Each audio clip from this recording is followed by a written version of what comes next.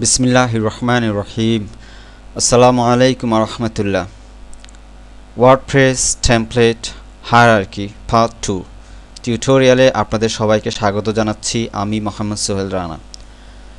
Part 1-এ আমরা দেখেছি যে পেজ কিভাবে তৈরি হয় এবং টেমপ্লেট ফাইলসটা কি। আমরা দেখেছি যে www.php এই এক্সটেনশনযুক্ত ফাইলগুলোকে আমরা বলে থাকি টেমপ্লেট ফাইলস। আর এই একাধিক টেমপ্লেট ফাইলস নিয়ে এক একটি পেজ গঠিত হয়। এটা আমরা গত পর্বে বলেছিলাম, আশা করি আপনারা বুঝতে পেরেছেন। তো আমরা আজকে শুরু করতে যাচ্ছি। আমি এখানে এসেছিলাম যে এখানে সহজ হিসাব যে কমেন্টস পপ আপ পেজ, এটা প্রদর্শন করার জন্য যে টেমপ্লেট ফাইলটা ব্যবহার করা হয় সেটা হচ্ছে কমেন্টস পপ আপ পিএসপি। এখানে একটা হাইফেন থাকবে। আর এরর 404 পেজটি প্রদর্শনের জন্য ব্যবহার করা 404.php।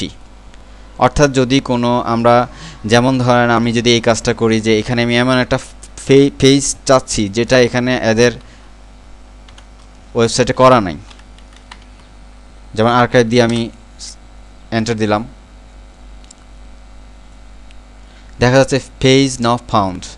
অর্থাৎ আমি যে পেজটা দেখতে চাচ্ছি সেটা তাদের পেজ, তাদের ওয়েবসাইটে সেই পেজটা তৈরি করা নেই। যখন সেই পেজটা না পাবে তখন এরকম একটা পেজ প্রদর্শন করবে যে পেজ নট ফাউন্ড। সরি, উচ্চারণটা ভালো হয়নি, পেজ নট ফাউন্ড। তো এটা দেখানোর জন্য, এটা বিভিন্ন স্টাইলে দেখাতে পারেন, সেটা দেখানোর জন্য আমরা যে টেমপ্লেট ফাইলটা ব্যবহার করি সেটা হচ্ছে 404.php। আর সার্চ রেজাল্ট পেজ দেখানোর জন্য search.php এই টেমপ্লেট ফাইলটা ব্যবহার করা হয়। বলা বাহুল্য, আমি আগের মতো যেভাবে বলেছিলাম সেভাবে যদি এই ফাইলটা না পায়, আপনি যদি এটা তৈরি করে না থাকেন, তাহলে এই ফাইলটা না পেয়ে সেটা ডিফল্ট ফাইল হিসেবে index.php-কে দেখাবে। একইভাবে উপরগুলো এরর পেজ যদি আপনি তৈরি না করেন তাহলে index.php এই টেমপ্লেট ফাইল কি দেখাবে। এরকম প্রত্যেকটার ক্ষেত্রে ডিফল্ট হিসেবে যদি আপনি তৈরি করে না রাখেন তাহলে ডিফল্ট হিসেবে index.php দেখাবে। সেটা আমি এর আগে রিয়েতে বলেছিলাম। তো সার্চ রেজাল্ট পেজ আসলে কি আমরা একটু দেখি। যে যেমন আমি যদি এখানে একটা সার্চ দিই, ওয়ার্ডপ্রেস লিখে যে কোনো একটা জিনিস লিখতে পারেন।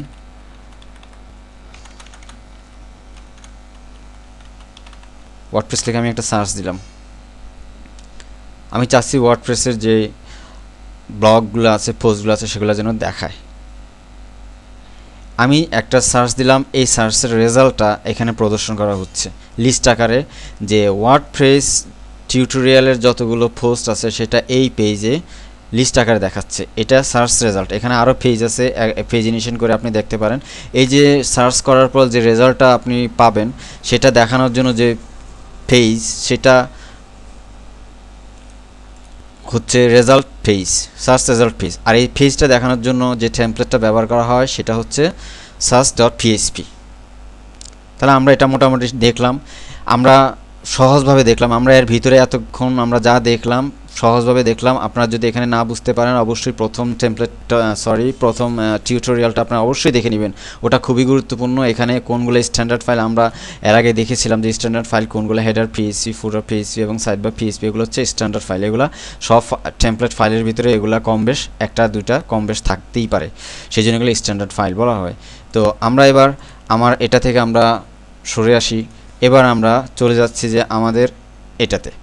আশা করি এখন আপনাদের কাছে অনেকটা পরিষ্কার হয়ে গেছে মাঝখানের ফাইলগুলো। এখন আমরা এগুলো নিয়ে আলোচনা করব।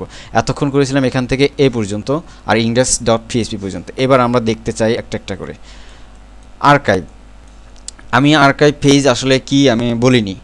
আর্কাইভ পেজ হচ্ছে এই ধরেন আপনি এই ওয়েবসাইটে যত ধরলাম এই tuteplus.com এর যতগুলো পোস্ট আছে, যে পোস্টগুলো করা হবে সেগুলো একটি পেজে জমা হবে। আর যেই পেজটাতে জমা হবে সেটা বলা হবে আর্কাইভ পেজ। আপনি যত পোস্ট করেন, যত ব্লগ পোস্ট করেন, যত এই করেন কাস্টম পোস্ট করেন, সব পোস্টগুলো জমা হবে আর্কাইভ পেজ। আর্কাইভ হচ্ছে একটা জমা রাখার জন্য একটা গুদাম ঘরের মতো। যেমন আপনারা বিটিভি দেখেছেন যে বিটিভিতেও টিভি আর্কাইভ রয়েছে।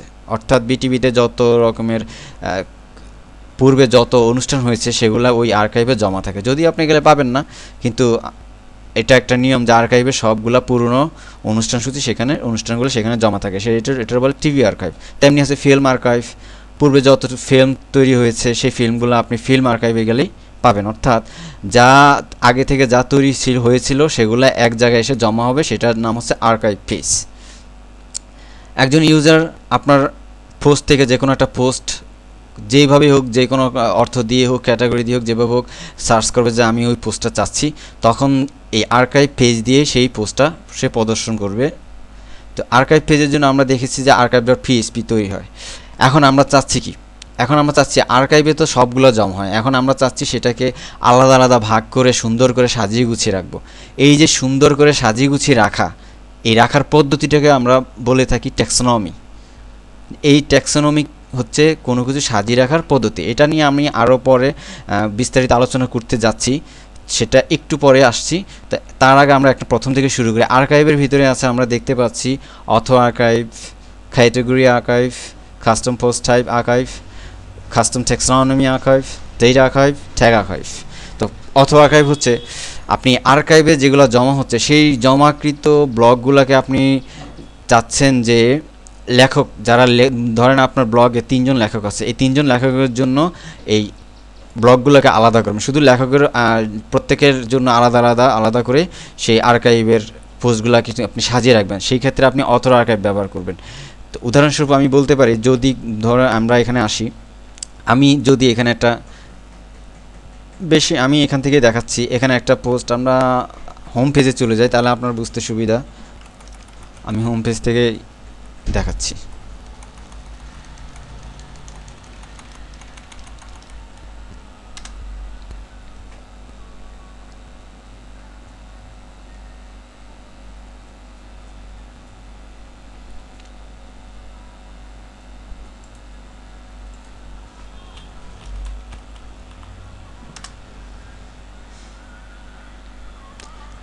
সেই আগের হোম পেজে আমরা চলে আসছি। এটা ছিল আমরা সিঙ্গল একটা পোস্টের নাম, এখানে ক্লিক করলে আমরা দেখতে পেয়েছি যে একটা সিঙ্গল পোস্ট ওপেন হচ্ছে।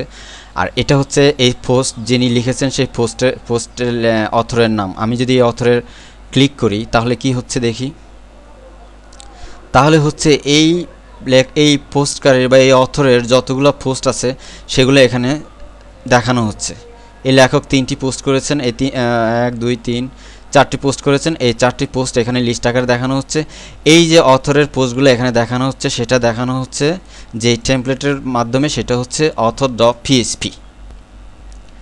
যদি আপনি author.php ফাইলটা তৈরি নাও করেন তাহলে সমস্যা নাই, কেউ ওই অথরের, আমি যে অথরের নির্দিষ্ট কোনো অথরের ব্লগ দেখতে চাই তাহলে author.php তৈরি করে রাখতে পারেন। যদি না রাখেন তাহলে সেটা archive.php থেকে দেখাবে। এখন প্রশ্ন হচ্ছে author.php কেন করবেন? author.php এই জন্য করবেন যে আর্কাইভ পেজ থেকে আপনি এটা কপি করলেন, কীভাবে তৈরি করবেন, এটা কপি করবেন, কপি করে একটা নাম দিবেন, এই নামটা দিবেন author.php, এবং এখন একটা টেমপ্লেট ফাইল আপনার নতুন হয়ে গেল, এবং ইচ্ছে মতো আপনি ওটাকে কাস্টমাইজ করতে পারেন। আপনি চাচ্ছেন archive.php যেভাবে দেখা যায়, যেভাবে এখানে যেভাবে ডিজাইন করা থাকে আর্কাইভে, আপনি চাচ্ছেন যে author.php-র জন্য একটু আলাদা রকমের, একটু আলাদা কিছু আপনি দেবেন। সেই ক্ষেত্রে আপনাকে author.php যে ফাইলটা এটা তৈরি করে নিতে হবে, তারপর সেটাকে ইচ্ছেমতো কাস্টমাইজ করতে হবে। তাহলে আমরা দেখলাম যে অথরের নাম দিয়ে যে কেউ যদি কোনো ভিজিটর অথরের নাম দিয়ে যদি সে কোনো কোয়েরি করে বা সার্চ করে তাহলে সে কি করবে, এই author.php যে ফাইলটা আমরা দেখলাম সেটা ওপেন হবে। তো এখন ব্যাপার হচ্ছে যে আপনি চাচ্ছেন যে author.php তো আপনি করলেন, এখন আপনি চাচ্ছেন এখানে যে কোনো লেখকের নাম লিখে সে সার্চ করলে সে এখান থেকেই পেয়ে যাবে। এখন আপনি চাচ্ছেন না, আমি প্রত্যেক 3টা অথর আছে, তো 3টা অথরের জন্য আপনি আরও অন্যরকম 3 জনের জন্য 3 রকমের ডিজাইন করবেন। তাহলে কি করবেন, তাহলে আপনি এই ফাইলগুলো তৈরি করবেন। এখানে দেখা যাচ্ছে যে অথর একটা হাইফেন আছে, একটা $চিহ্ন nicename.php। এই $চিহ্ন আমরা যারা PHP জানি তারা জানেন যে $চিহ্ন দ্বারা ভেরিয়েবল তৈরি করা হয়। এখানে আসলে সেই কাজটি করেছে। ভেরিয়েবল মানে কি? ভেরিয়েবল মানে হচ্ছে চলক, যেমন এক্স ওয়াই জেড। এক্সের মান 1 হতে পারে, এক্সের মান 2 হতে পারে, এক্সের মান 3 হতে পারে, অর্থাৎ চলকের মান বিভিন্ন রকম হতে পারে। সেই জন্য এখানে ভেরিয়েবল চিহ্নটা দেওয়া হয়েছে। আপনি যদি 3টা অথরের জন্য আপনি ফাইল তৈরি করতে চান তাহলে 3 জনের নাম অথর, একটা হাইফেন দিবেন, এখানে দিবেন অথরের নাম, তারপর .php।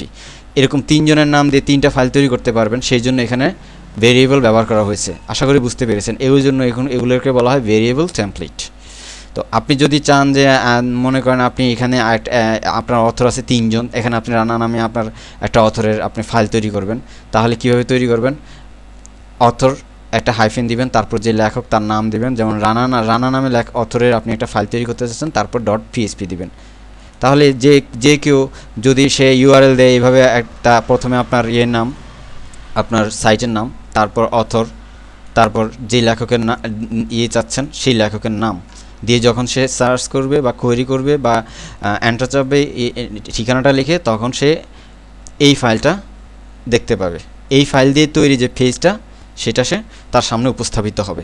যেমনটা হয়েছে আমাদের নিশান্ত মোডক নামের এই অথরের যেই ফাইলটা author.php বা এই নামের যে ফাইলটা, সেটা ফাইল দিয়ে সেটা এখানে একটা পেজ প্রদর্শিত হচ্ছে। তো এটা হচ্ছে, তাহলে আমরা কিভাবে নামকরণ করতে পারি এভাবে খুব ভালোভাবে দেখে নেন। এখন আরেকটা জিনিস দেখা যাচ্ছে অথর আইডি। এটা কি? আপনি যদি নাম দিয়ে তৈরি করতে চান তাহলে নাম দিয়ে তৈরি করতে পারেন, আর যদি চান না আমি অথর আইডি দিয়ে তৈরি করব, অথরের 3 জন অথরের জন্য 3টা আইডি আপনি রাখলেন 1 2 3, তাহলে এই আইডিতে যদি রানা নামের কোনো অথরের আইডি হয় 6, তাহলে আপনি ওখানে দিবেন অথর একটা হাইফেন দিবেন, তারপর 6 দিবেন, তারপর PHP দিবেন। এখানে খেয়াল রাখেন যে এই দুইটা ফাইলের যে কোনো একটা ফাইল আপনি ব্যবহার করতে পারবেন, দুইটা ফাইল ব্যবহার করার প্রয়োজন নাই। যদি আপনি দুইটাই ধরলাম, আপনি এই দুইটা ফাইলের যে একই লেখকের জন্য দুইটা ফাইল তৈরি করলেন, তাহলে কোন ফাইলটা পাবে আগে বলেন তো? তাহলে আমাদেরকে সে যখন কেউ রানা নামে কোনো ফাইল, রানা নামের কোনো লেখকের ফাইল দেখতে চাবে, তখন আপনি যদি দুইটা ফাইলই তৈরি করেন তাহলে প্রথম ফাইলটা সে দেখাবে, এরপরেটা আপনি তৈরি করলেও সেটা দেখাবে না, না করলে তো নাই। অর্থাৎ প্রথমটা নাম দিয়ে যদি আপনি করেন তাহলে প্রথমটাই সে দেখবে এবং সে এরপরের যে ফাইলগুলো সে দেখবে না। আর যদি নাম দিয়ে না করে আইডি দিয়ে করেন তাহলে সে আইডিটা দেখতে, আইডি প্রথম এটা না পেয়ে সে আইডি দেখবে, অথর 6 বা যে নামে যে আইডি দেবেন সেই আইডির সেটা দেখবে। আর যদি আপনি এই ফাইলটা তৈরি না করেন তাহলে সে খুঁজবে এখানে author.php। author.php তে অবশ্যই সেই লেখকের, সেই অথরের পোস্টগুলো থাকবে, সে এই ফাইল থেকে সে এটা উদ্ধার করে ভিজিটরের সামনে উপস্থাপন করবে। আর যদি আপনি এটাও তৈরি না করেন তাহলে দেখাবে archive.php থেকে, তার কাঙ্ক্ষিত যে রেজাল্ট সে archive.php থেকে দেখাবে। যদি archive.phpও না তৈরি করে থাকেন তাহলে একদম শেষে যে ডিফল্ট টেমপ্লেটটা থাকে index.php, এখান থেকে সে প্রদর্শন করবে। এটাই হচ্ছে টেমপ্লেট হায়ারার্কি। এই হায়ারার্কিটা পরবর্তীতে সব ক্ষেত্রে এভাবে মেনে চলে। প্রথমটা যদি আপনি বুঝতে পারেন, এরপরেগুলো আপনি খুব সহজেই বুঝতে পারবেন। আশা করি বুঝতে পেরেছেন যে অথর আর্কাইভ কিভাবে কাজ করে। তাহলে আপনি যখন একজন ডেভেলপার হিসেবে তৈরি করবেন তখন কি করবেন? আপনার প্রথমে তৈরি করবেন index.php, এখান থেকে কপি করবেন, কপি করে archive.php একটি ফাইল তৈরি করবেন, সেইখানে আপনি ইচ্ছে মতো কাস্টমাইজ করতে পারেন। আবার এটাকে কপি করে আপনি author.php তৈরি করবেন, আবার author.php-কে আপনার ইচ্ছা মতো কাস্টমাইজ করতে পারেন। আবার এটাকে এখান থেকে কপি করে আপনি এই ভেরিয়েবল টেমপ্লেটগুলো তৈরি করতে পারবেন এবং সেগুলোকে আলাদা আলাদা যে কাস্টমাইজ, আলাদা আলাদা ডিজাইন আপনি করতে পারবেন। অর্থাৎ ওয়ার্ডপ্রেসের সবচেয়ে সবচেয়ে বড় সুবিধা হচ্ছে যে আপনি প্রত্যেকটা ফাইলকে আপনি আপনার মতো তৈরি করে ডিজাইনটা তৈরি করে নিতে পারেন। একই ডিজাইনে সব কিছু না চাইলে আপনি বিভিন্ন ডিজাইনে তৈরি করতে পারবেন। তাহলে এটা গেল অথর আর্কাইভ। এরপরে আমাদের যেটা আছে সেটা হচ্ছে ক্যাটাগরি আর্কাইভ, ক্যাটাগরি ট্যাগ। এটা বোঝার জন্য আমরা ট্যাক্সোনমি বুঝতে হবে। ট্যাক্সোনমি বোঝার আগে আমি চাচ্ছি কাস্টম পোস্ট টাইপ।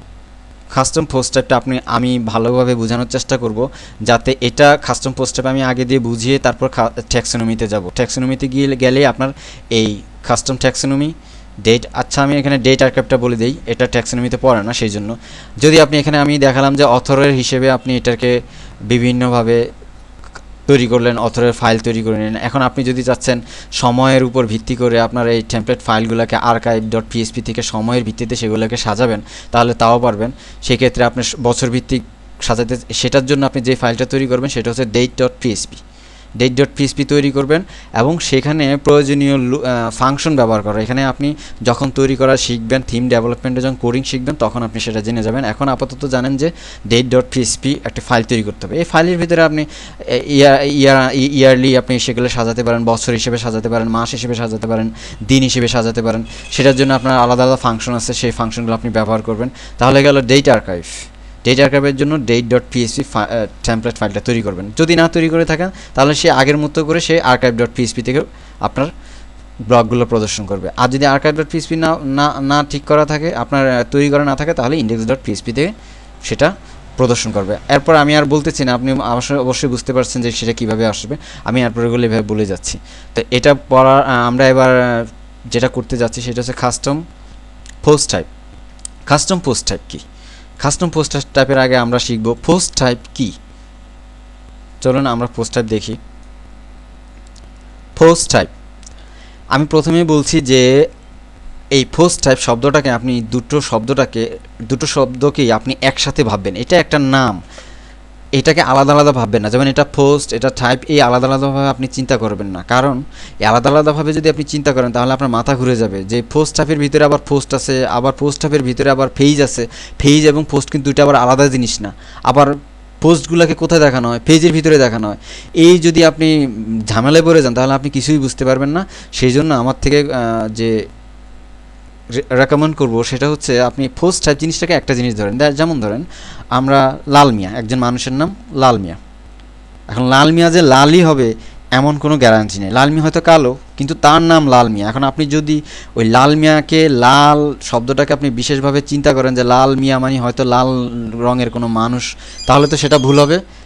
সেই জন্য আপনি লাল মিয়াকে সম্পূর্ণ একটা নাম মনে রাখবেন।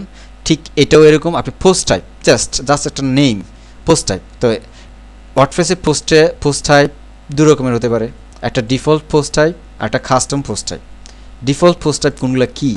ডিফল্ট পোস্ট টাইপে আছে posts, pages, attachment posts, revision, menu.